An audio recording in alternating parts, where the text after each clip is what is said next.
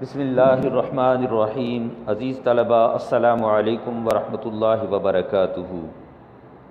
تاجدار انسجاں صلی اللہ علیہ وسلم کا فرمان ہے، طلب العلم فریضۃ علی کل مسلم، علم کا حاصل کرنا ہر مسلمان مرد و عورت پر فرض ہے۔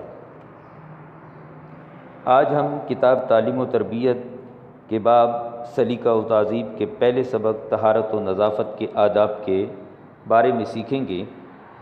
اللہ تعالیٰ قرآن مجید میں ارشاد فرماتا ہے، ان اللہ یحب التوابین و یحب المتطہرین، بے شک اللہ تعالیٰ توبہ کرنے والوں اور پاک صاف رہنے والوں کو پسند کرتا ہے۔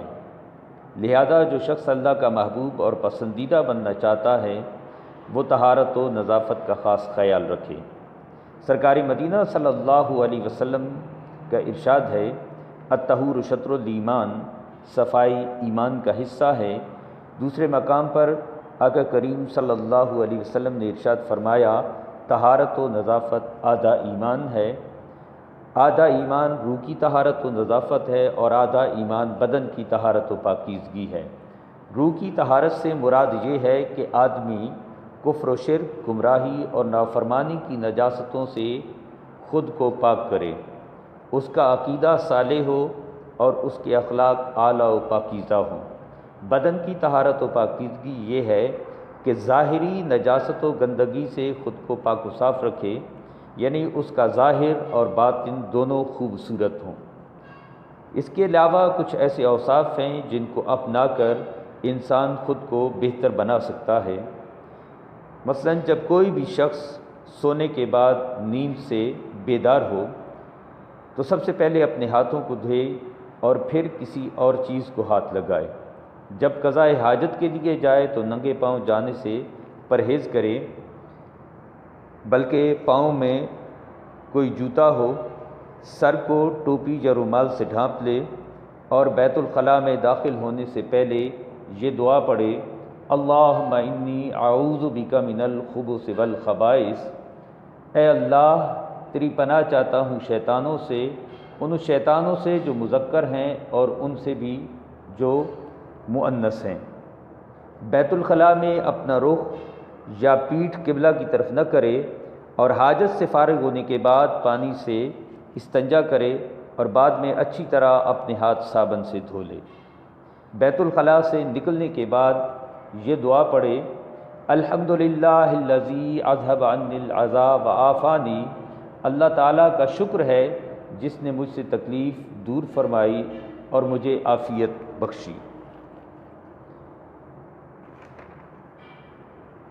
عزیز طلبہ، اس بات کا بھی خیال رکھیں کہ بیت الخلاء میں پیشاب کریں یا کسی نرم جگہ پر تو پیشاب کے چھینٹے جو ہیں آپ کے جسم پہ نہیں پڑنے چاہیے، کیونکہ محبوب کریم صلی اللہ علیہ وآلہ وسلم نے فرمایا اس سے قبر کا عذاب ہوتا ہے، اور پیشاب ہمیشہ بیٹھ کر کریں کیونکہ یہ سنت نبوی صلی اللہ علیہ وآلہ وسلم کے خلاف ہوگا اگر کوئی کھڑے ہو کر پیشاب کرے۔ عزیز طلبہ، جب بھوک لگی ہو اور انسان کھانے کے لیے بیٹھے اور ایسی صورت میں اگر کسی کو قضاء حاجت ہو، رفع حاجت محسوس ہو، تو پہلے وہ قضاء حاجت سے فارغ ہو اور اس کے بعد بیٹھ کر تسلی کے ساتھ کھانا کھائے۔ بسا اوقات انسان جو ہے راستے میں پیشاب کر دیتا ہے یا کسی سایہ دار جگہ پہ قضاء حاجت کر دیتا ہے تو یہ اخلاق کے بھی منافی ہے، اور اس لیے فرمایا گیا کہ سایہ دار مقامات پر راستے میں جو عام راستہ ہے، پبلک وے ہے، یا ندی نہر کے کنارے قضاء حاجت سے پرہیز کرنا چاہیے، کیونکہ یہ ادب اور تہذیب کے خلاف ہے۔ اسی طرح عزیز طلبہ، جب انسان کوئی اچھا کام کرنے کا ارادہ کرے تو اس کو چاہیے کہ ہمیشہ دائیں ہاتھ کا استعمال کرے۔ مثال کے طور پر آپ کھانا کھانے لگے ہیں، آپ نے وضو کرنا ہے یا کوئی اور ایسا کام ہے تو اس کے لیے ہمیشہ دائیں ہاتھ کا استعمال کریں، اور اگر آپ ناک صاف کر رہے ہیں، آپ پاؤں دھونے لگے ہیں، آپ استنجا کرنے لگے ہیں اور اس طرح کے دیگر کام ہیں تو ان کے لیے ہمیشہ بائیں ہاتھ کا استعمال کریں۔ کچھ چیزیں اخلاق سے تعلق رکھتی ہیں اور انسان کی سیرت کو بنانے سنوارنے میں بڑا اہم کردار ادا کرتی ہیں۔ محفل میں انسان بیٹھا ہو تو محفل کے آداب کا خیال کرے۔ بسا اوقات محفل میں بیٹھے ہوا شخص کبھی اپنی ناک کھجا رہا ہے، ناک کو صاف کر رہا ہے، ناک سے گندگی نکال رہا ہے، بلغم آئی اس کو ایسے ہی تھوک دیتے ہیں، تو ایسی باتیں آداب کے خلاف ہیں۔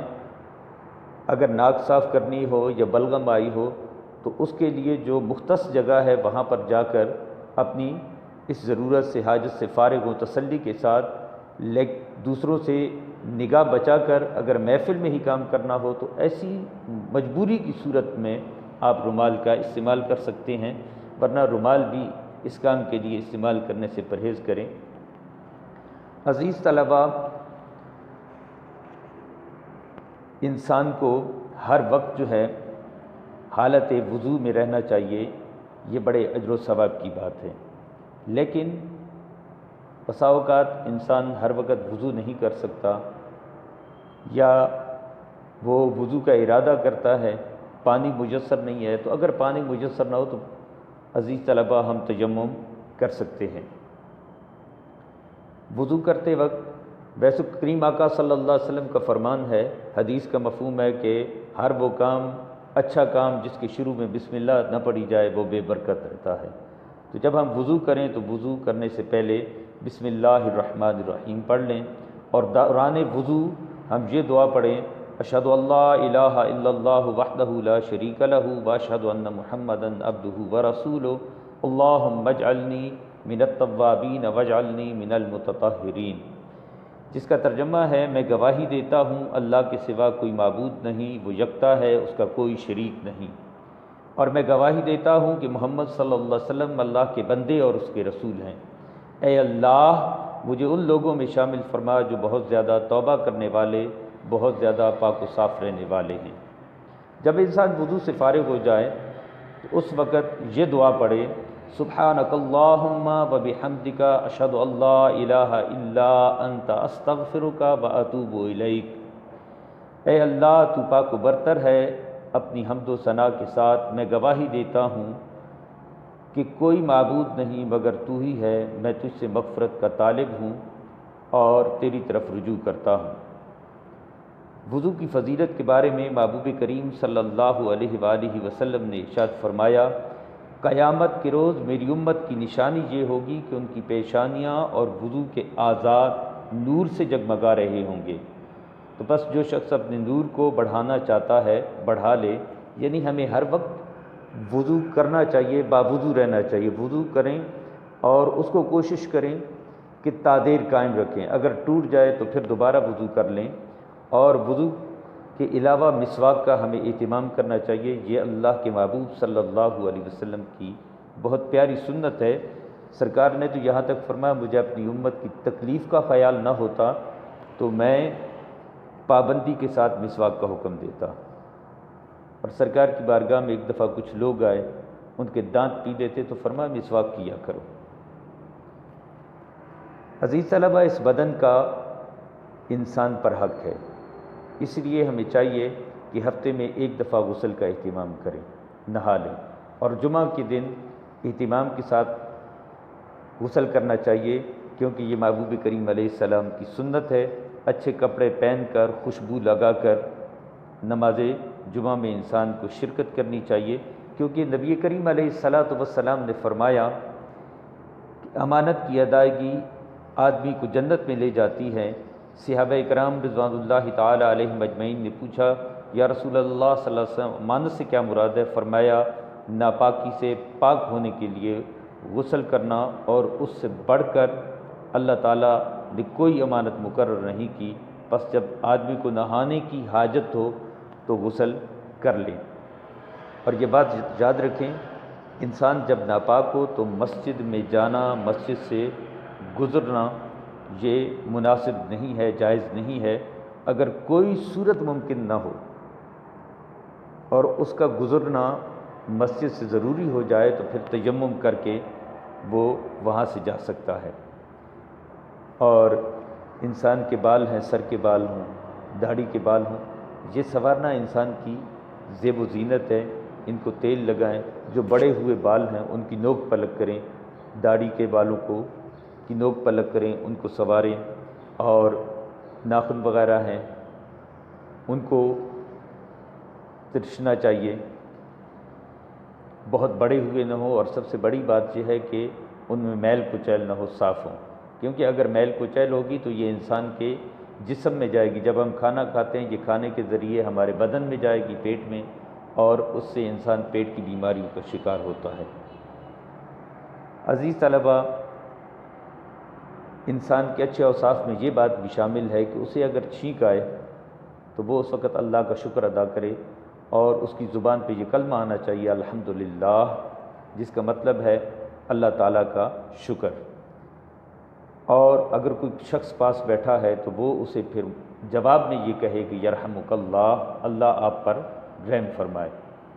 اور پھر جس بندے کو چھینک آئی تھی وہ جواباً یہ کہے، اگر اس کے مقابل ایک شخص بیٹھا ہے تو وہ کہے یرحمک اللہ، اللہ آپ کو ہدایت بخشے، اور اگر زیادہ ہوں تو وہ یہ کہے کہ اللہ یہدیکم اللہ، اللہ تمہیں ہدایت بخشے۔